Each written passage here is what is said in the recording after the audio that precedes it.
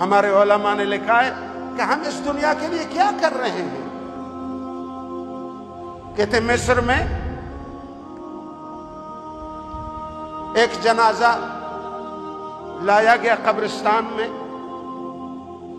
قبر کھودا گیا، بڑا اژدہا پہلے قبر میں موجود ہے، کبرا سانپ، کہ ایسی عظیم سانپ کہیں بھی دیکھی نہیں گئی ہے۔ انہوں نے کہا یار یہ میت بیچارہ اگر اس کو ہم اس سانپ کے حوالہ کر دیں تو کیا بچے گا اس کے لیے؟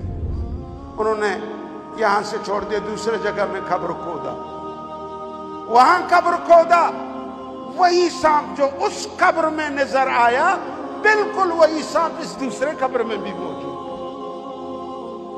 3-4 جگہ انہوں نے قبر کھدائے، جگہ بدل کیے، سانپ وہی سانپ ہے۔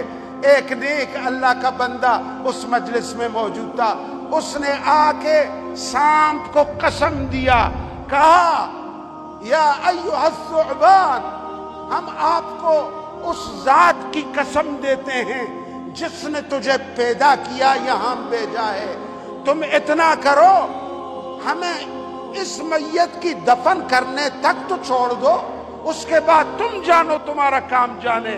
ہم نے 4 قبریں کھدوائے ہیں، تم اس کو چھوڑ نہیں رہے ہو۔ کہتے ہیں جس طرح ایک انسان بات کو سمجھ کے چلا جاتا ہے، یہ سانپ قسم دینے کے بعد چلا گیا۔ یار بولو سبحان اللہ۔ اب جلدی جلدی میت کو دفن کرنے میں لگے کہ وہ نہ آ جائے جلدی۔ کہتے ہیں بس آخری لحظے میں آخری اینٹ کو ڈال رہے تھے، وہ پھر آ کے اندر موجود ہوا۔ بڑے لوگ پریشان ہو گئے۔ دفنانے کے بعد اس کے گھر چلے گئے، ان کی اہلیہ سے، گھر والوں سے پوچھا کہ یہ اللہ کا بندہ کیا کام کرتا تھا؟ ہم نے 4 قبر کھودے، ہر 4 قبروں میں اژدہا وہی ایک ہی سانپ ہے کہ اس کی نظیر ہم نے دنیا میں کہیں نہیں دیکھی ہے، کیا عمل کرتا تھا تیرا شوہر؟ تو عورت نے، بچوں نے جواب دیا کہ یہ ہمارا جو گھر والا تھا، ہمارا ابا، وہ ربا اور سود و رشوت کا کام کرتا تھا۔ ہم اپنے 2 دن بنگلہ کے لیے رشوت کرتے ہیں، ربا چلاتے ہیں، ظلم کرتے ہیں، لوگوں کو مار دیتے ہیں، عزتوں پر حملہ کر دیتے ہیں، دوسروں کے مال اڑا کے لے جاتے ہیں۔